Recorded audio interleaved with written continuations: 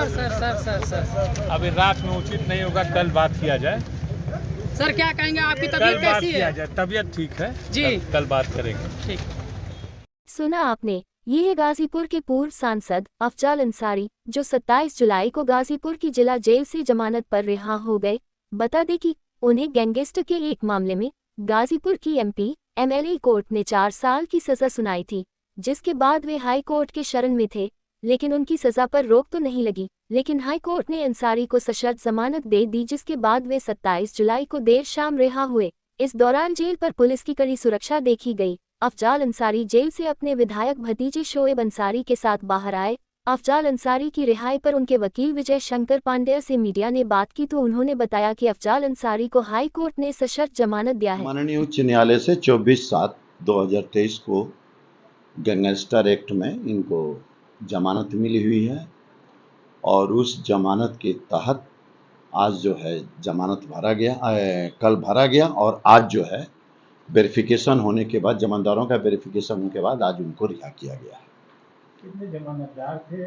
2 जमानतदार, 1-1 लाख के 2 जमानतदारों दिया गया है और उसके तहत उनकी आज रिहाई हुई है। इनको जमानत 2 दिन पहले मिल गई थी और 2 दिन बाद रिहाई हुई, इसके पीछे क्या वजह थी? वो ऑर्डर जब दाखिल हुआ है, बेल बॉन्ड दाखिल हुआ है, तो बिना वेरिफिकेशन के, जमानतदारों के बिना वेरिफिकेशन की कोई रिहाई नहीं होती है, इसलिए उनका जमानतदारों का वेरिफिकेशन हुआ है, थाने से हुआ है, तहसील से संपत्तियों का हुआ है, तब आज जो है माननीय जज साहब ने उनको रिहाई का आदेश किया है। दर्शकों को समझाने के लिए वकील साहब ये बताएं कि अफजाल अंसारी को सजा हो गई, ऐसे में उनको जो जमानत मिली है तो क्या उनकी सजा में होल्ड किया हुआ है हाई कोर्ट ने, अब आगे क्या करेंगे? उनको जमानत एकदम फाइनल जमानत दी है और सजा पे अभी सुनवाई के लिए अभी आगे है, तारीख पड़ी हुई है। तो अभी अफजाल अंसारी का अगला कदम क्या होगा? अभी सुप्रीम कोर्ट जाएंगे? अब वो सुप्रीम कोर्ट भी जा सकते हैं और या तो हाई कोर्ट में अपनी सुनवाई पूरी करा सकते हैं। इस जमानत में कोई टाइम बाउंडेशन नहीं? नहीं, कोई टाइम बाउंडेशन नहीं। जमानत में कुछ शर्तें भी हैं? शर्त है कि आप उपस्थित होते रहेंगे माननीय उच्च न्यायालय में और एविडेंस को कोई टेम्पर नहीं करेंगे। तो सारे एविडेंस हो गए हैं तो अब टेम्पर करने का तो कोई ये नहीं है, लेकिन माननीय उच्च न्यायालय के कुछ निर्देश हैं, उसके तहत। उनका स्वास्थ्य कैसा है अफजाल अंसारी का? अभी निकले तो उन्होंने कहा अब कि नहीं, ठीक हो। अब स्वास्थ्य के बारे में मुझे उतना नहीं है, लेकिन वो बहुत तबीयत खराब थी। रिपोर्ट मांगी गई थी सीजीएम के यहाँ से, जिसमें से आया था लिख कर कि उनकी तबीयत बहुत ज़्यादा खराब है, ब्लड प्रेशर है, शुगर है। हाँ, डॉक्टर ने खुद रिपोर्ट दिया था जेल से। जेल से छूटने के बाद अफजाल अंसारी अपने पैतृक आवास फाटक पर पहुंचे और वहां समर्थकों के हुजूम को देखकर अफजाल अंसारी ने उनसे घर के बरामदे में खड़े होकर संबोधित किया और बताया कि वे आज 90 दिन बाद जेल से जमानत पर रिहा होकर आए हैं, लेकिन उनकी लड़ाई खत्म नहीं हुई है। आज से 90 दिन पहले 29 तारीख को अप्रैल, आज ठीक 90 दिन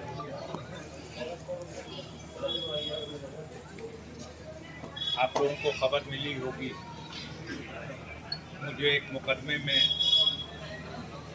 4 साल की सज़ा का ऐलान हुआ और फिर जेल जाना। अब हाई कोर्ट से जमानत हुई और आज 90 दिन के बाद हम जेल से रिहा हुए हैं। इसमें आप तमाम लोगों की दुआ, गरीबों की बहुत काम आई।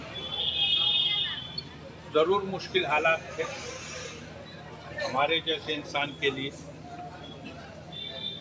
लेकिन सब्र से काम लिया गया।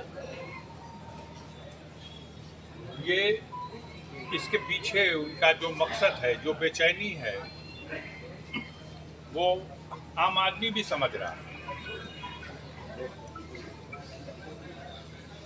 इस मुल्क को आज़ाद हुए तकरीबन 77-78 साल हो गए,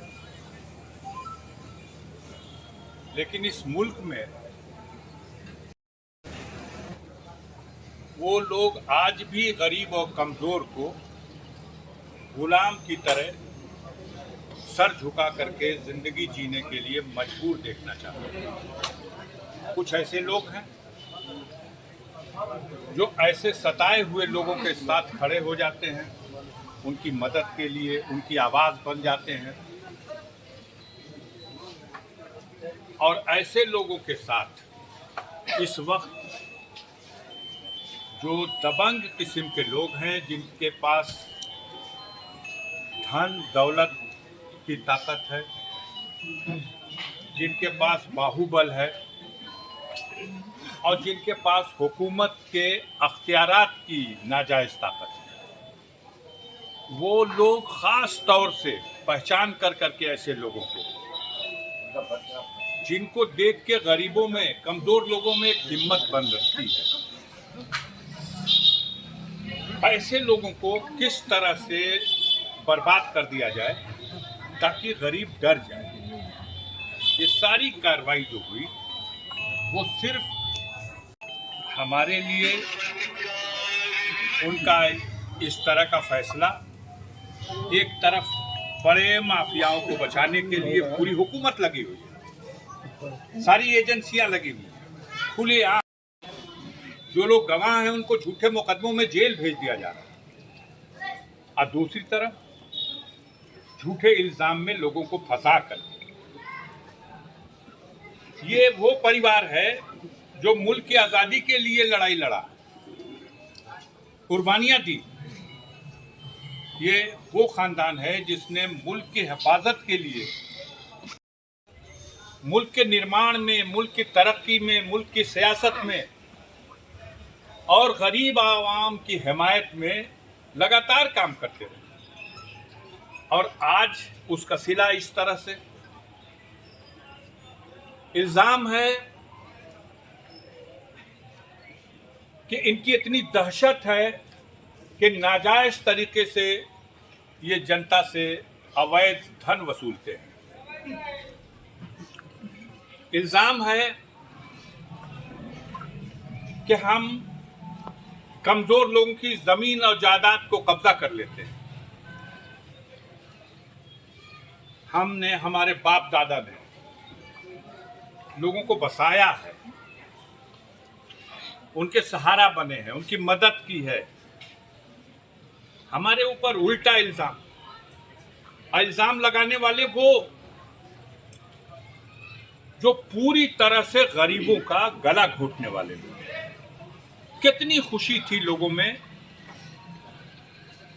लेकिन वो 29 तारीख साजिश करने वालों की कामयाबी का दिन था, और आज 27 तारीख दुआ करने वालों की कामयाबी का दिन है। उनके मंसूबे नाकाम हुए, लड़ाई ख़त्म नहीं हुई, अभी हमें सुप्रीम कोर्ट जाना है, और ये लड़ाई सिर्फ मैं नहीं लड़ रहा हूँ। इस मुल्क में हमारे जैसे बहुत से ऐसे लोग, अपने सूबे में देख लीजिए, आजम खान साहब के साथ इसी तरह के हालात बने, उनके बेटे की सदस्यता खत्म, आजम खान की सदस्यता खत्म, 3 मामलों में सजा की होती है कि सदस्यता न खत्म हो। अभी इसी हफ्ते भारतीय जनता पार्टी के MP की सजा हुई है, थाने में घुस के लूटपाट करने और मारपीट करने की थी, 1 साल की सजा, ताकि सदस्यता भी न समाप्त हो, जेल भी न जाना पड़े।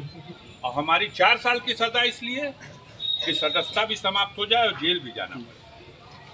तो ये सब हो रहा है, प्रेशर है, दबाव है, तमाम तरह की चीज़ें हैं, मैनेज किए गए हैं तरीके। आप लोग भी अखबारों में पढ़ रहे हैं, पूरे मुल्क में बात नहीं है। 2-4 महीना और ये जालिम हुकूमत में बैठे हुए और उनके लोग जितना जुल्म खा रहे, कुदरत की तरफ से एक विकल्प बन गया है, और यकीन मानिए वो विकल्प इनकी नींद हराम कर चुका है। जो एक विकल्प तैयार हुआ विपक्षी दलों का, वो 24 में किसी भी कीमत पर ये लौट के आने वाले नहीं हैं। इनका खात्मा, इनकी हुकूमत का खात्मा होना निश्चित है।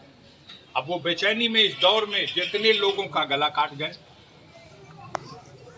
तो हम भी अपनी एक कुर्बानी देने को तैयार हैं, कोई बात नहीं है। लड़ाई लड़ा जाएगा, आवाज़ मेरी दबाई नहीं जा सकती। अभी मैं जाऊंगा सुप्रीम कोर्ट।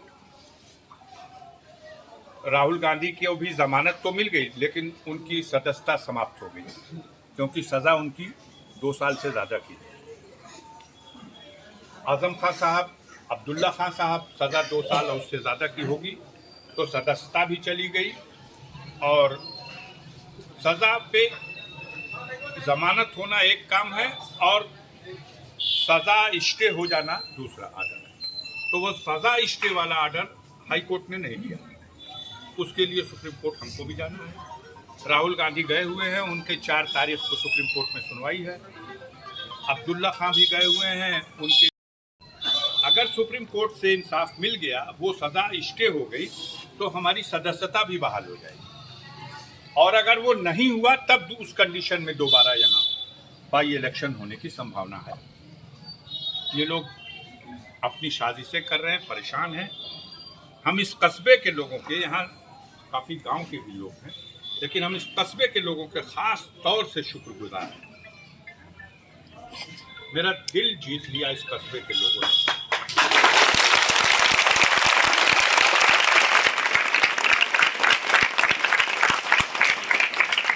हम जब जेल गए तो सबसे ज़्यादा अगर फिक्र मुझे कोई सता रही थी तो एक फिक्र थी कि हमें बंद किया गया है 5 दिन के बाद नगर पालिका का चुनाव, और बहुत दिनों से इनका मंसूबा, इस तरह की जो ताकतें हैं। ये ज़िले में पिछली बार 2 सीटें जीते थे और 4 सीटें हम लोग के पास थी। सादात में और गाजीपुर सदर 2 ही सीट थी। इस बार भी इनकी 3 ही सीट है और इस बार भी आप 4 सीट जीतने में कामयाब हो गए। और मोहम्मदाबाद में बड़े शानदार ढंग से आप लोगों ने अपने कैंडिडेट को जिता लिया। मैं इसके लिए सबको मुबारकबाद देता हूँ, रईस साहब को भी मुबारकबाद देता हूँ।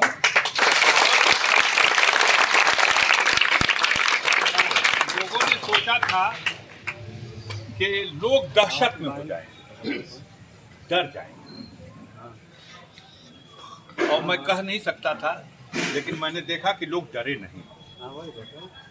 और यही आज कहना चाहता हूं कि ये सारी कार्रवाई सिर्फ गरीब और कमजोर लोगों को डरा देने के लिए है कि डर जाओ तुम गुलाम हो।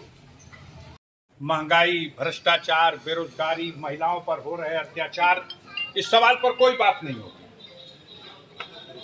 चलिए फिर मुलाकात होगी। हम भी थके हुए हैं, परिवार में भी जाएंगे, फिर अब रहेंगे। कल जुमा भी है, मुहर्रम की 9 तारीख है। बड़े अमन व अमान से आप लोग मुहर्रम के इस त्यौहार को जिस तरह से मनाते हैं, अपने रस्मों के हिसाब से मनाइएगा, लेकिन अमन व अमान से और भाईचारे के माहौल। खबरनवीस में आपका स्वागत है। अगर आपने खबरनवीस को सब्सक्राइब नहीं किया है तो इसे जरूर सब्सक्राइब करें और लेटेस्ट खबरों और अपडेट्स के लिए बेल आइकॉन को भी जरूर दबाएं।